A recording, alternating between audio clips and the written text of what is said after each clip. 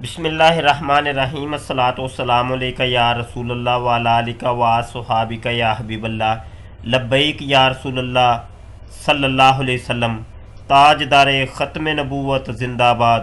محترم دوستو، مفتی سید مبشر رضا قادری ختم نبوت فورم کا منتظم اللہ حاضر ہوں، اور آج کل ہم ایک سلسلہ پیش کر رہے ہیں صوفی مسعود احمد صدیقی لسانی سرکار، جو کہ فیصل آباد سے جن کا تعلق ہے، تو ان کے اوپر ہم نے ایک سلسلہ شروع کیا ہوا ہے۔ تو اسی سلسلے کی یہ کڑی ہے۔ یہ ہمارے سامنے صوفی صاحب کی یہ کتاب ہے جس کا نام ہے مرشد اکمل۔ یہ آپ کو صوفی مسعود احمد صدیقی لسانی سرکار کی جو ویب سائٹ ہے اس کے اوپر بھی مل جائے گی، اور ان کے آستانے سے یعنی فیصل آباد سے بھی یہ کتاب آپ کو مل جائے گی، مرشد اکمل۔ اور یہ آپ کے سامنے ہے صوفی مسعود احمد صدیقی لسانی سرکار کی۔ اس کے صفحے کے اوپر ہم چلتے ہیں، صفحہ 115۔ یہ دیکھیں جی، صفحہ 114۔ صفحہ 114 میں یہ جناب واقعہ لکھا ہے کہ یہ واقعہ پڑھ کر میں بہت دیر تک سوچتا رہا کہ اللہ تعالیٰ نے اپنے ایسے محبوب بندوں کو دنیا میں بیچ کر امت محمدیہ پر بہت بڑا احسان اور کرم فرمایا۔ اچھا، یہ سارا بستر پر لیٹ گیا، اور بستر پر لیٹنے کے بعد کیا ہوا ہے کہ بہت حلاوت محسوس ہوئی۔ سبحان اللہ، ہمیشہ کی طرح آپ نے کرم فرما دیا۔ آپ پلک جھپکنے میں ملتان شریف سے فیصل آباد اپنے اس غلام کے پاس تشریف لائے۔ یہ جو لسانی سرکار کے پیر ہیں، چادر والی سرکار، ان کی بات کر رہے ہیں کہ وہ ملتان سے فیصل آباد پلک جھپکنے میں آ گئے ہیں، اور فرمایا، یہ ان کے پیر صاحب نے فرمایا، بابو جی آؤ ہمارے ساتھ۔ یعنی لسانی سرکار کو یہ کہہ رہے ہیں، بابو جی آؤ ہمارے ساتھ۔ آپ کا وہ شاہانہ انداز آج بھی میری نگاہوں کے سامنے ہے۔ آپ نے مجھے ساتھ لیا اور لمحہ بھر میں آسمان کی طرف پرواز فرماتے ہوئے ایک جگہ ٹھہر گئے، اور فرمایا، بابو جی یہ پہلا آسمان ہے۔ پھر ارشاد فرمایا، آؤ جی۔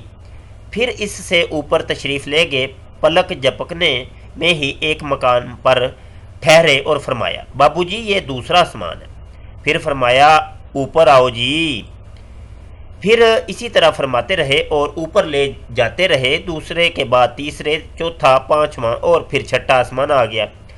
یہاں پہنچ کر آپ نے مجھے بیٹھنے کا اشارہ فرمایا۔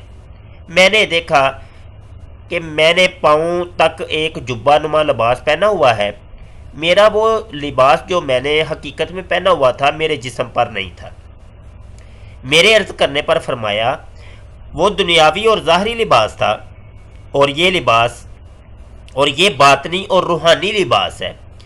پھر حکم فرمایا، اپنے دامن کو پھیلاؤ۔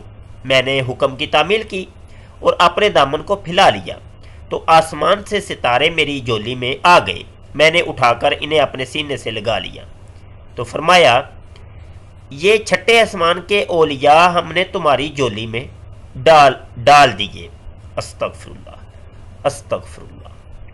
اس کے بعد میں نے عرض کی کہ اس سے اوپر تو میرے قبلہ نے فرمایا، اس سے اوپر یہ فقیر ہی جا سکتا ہے، اور روئے زمین میں کوئی شخص ایسا نہیں جسے ساتویں آسمان پر جانے کی اجازت ہو۔ پھر فرمایا، اللہ جل شانہ کا ہر حکم اور ارادہ سب سے پہلے اس فقیر پر ظاہر ہوتا ہے، پھر چھٹے آسمان پر جو اولیاء اللہ ہیں وہاں ظاہر ہوتا ہے۔ اسی طرح بالترتیب پہلے آسمان تک، اور پھر زمین پر خاص اولیاء اللہ میں، پھر اسی طرح درجہ بدرجہ اللہ تعالیٰ اپنے بندوں پر اپنے حکم کو مطلع فرما دیتا ہے۔ یہ واقعہ آپ نے سن لیا۔ یہ لسانی سرکار صاحب کو معراج ہوئی ہے، اور یہ ابھی صرف چھٹے آسمان تک یہاں پہنچے ہیں اپنے پیر صاحب کے ساتھ، اور چھٹے آسمان کے جو اولیاء اللہ تھے وہ سارے ان کی گود کے اندر ڈال دیے گئے ہیں۔ تو یہ آپ نے دیکھ لیا ہے، اور آگے ہم اگلا سفر بھی آپ کو کرواتے ہیں، وہ بھی ذرا سماعت فرمائیں۔ یہ ہمارے سامنے لسانی سرکار کی کتاب کھلی ہے، وارث فقر، جو حال ہی میں آئی ہے۔ اور انتہائی خرافات کا مجموعہ ہے یہ کتاب. اس کے اندر معراج کا اگلا مرحلہ اس کے اندر ذکر کیا گیا ہے، اس کو آپ دیکھیں. یہاں پر وارث فقر کا صفحہ نمبر 42 ہے، ہمارے سامنے کھلا ہے، اور یہ والی کتاب بھی آپ کو لسانی سرکار کی ویب سائٹ پر بھی مل جائے گی اور ان کے آستانے سے بھی مل جائے گی. صفحہ 42 کے اوپر یہ نیچے حقیقت محمدی اور فقر کے تحت یہ لکھتے ہیں کہ ایک مرتبہ میرے آقا و مولا حضور نبی کریم صلی اللہ علیہ وسلم نے خواب میں اپنی زیارت پاک سے نوازا اور ارشاد فرمایا آؤ. یہ ارشاد فرماتے ہی اپنے اس فقیر کو اپنے ساتھ لیا اور لمحہ بھر میں 7 آسمانوں سے بہت ہی زیادہ آگے لامقام میں اللہ تعالیٰ کی بارگاہ کے انتہائی قریب مقام پر تشریف فرما ہوئے. یہ پہلی جو معراج ہوئی تھی وہ پیر صاحب کے ساتھ ہوئی تھی، اور یہ دوسری جو معراج ہوئی ہے یہ نبی عالم صلی اللہ علیہ وسلم کے ساتھ ان کو ہو رہی ہے. چند لمحوں بعد میرے آقا صلی اللہ علیہ وسلم نے اس فقیر کی توجہ ایک جانب کرواتے ہوئے ارشاد فرمایا ادھر دیکھو. دیکھا تو سامنے ایک سفید گاڑے نور کا گولا تھا. اس نور کے گولے کے گرد اس کا حالہ بھی تھا.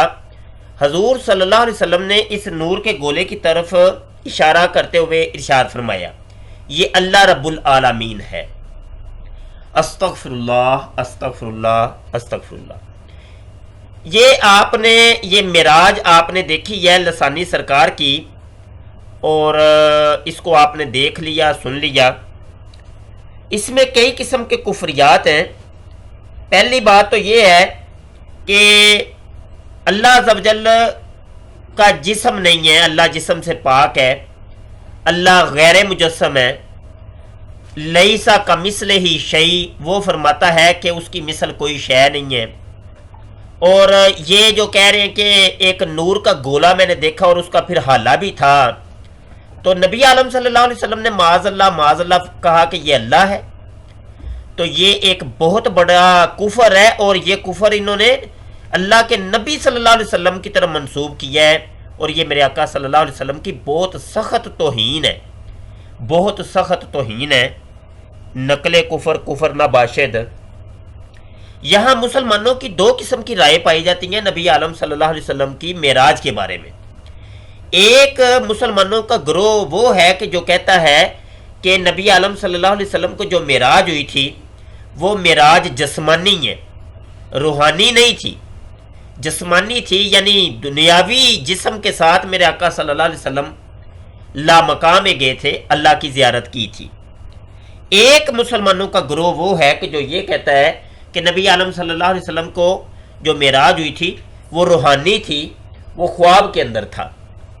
اب یہاں پہ اگر غور کیا جائے تو وہ والا گروہ کہ جو یہ کہتا ہے کہ نبی عالم صلی اللہ علیہ وسلم کو جو معراج ہوئی تھی وہ روحانی تھی، خواب کے اندر ہوئی تھی، تو یہ لسانی سرکار کو جو معراج ہوئی ہے اس معراج میں اور نبی عالم صلی اللہ علیہ وسلم کی معراج میں یہ تو مماثلت ہوتی دکھائی دیتی ہے، بالکل ایک جیسی یہ معراج دکھائی دیتی ہے.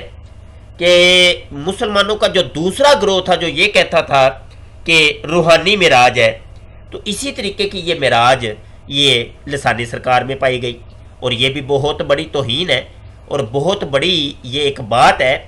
اور اس کے اوپر تو اب علماء کرام جو ہے نا وہ فتویٰ دیں گے کہ ان کے اوپر حکم کون سا لگتا ہے، اور انہوں نے یہ کام کیا ہے اور لکھ کے کتابوں میں تقسیم کر رہے ہیں. تو الامان والا حفیظ. بہرحال یہ ایک لسانی معراج کے اوپر میں نے ایک چھوٹا سا یہ لیکچر دیا ہے.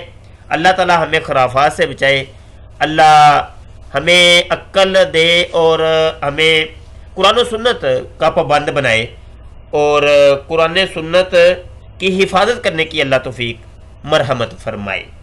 بہت شکریہ، اپنی دعاؤں میں یاد رکھیے گا. السلام علیکم ورحمۃ اللہ وبرکاتہ.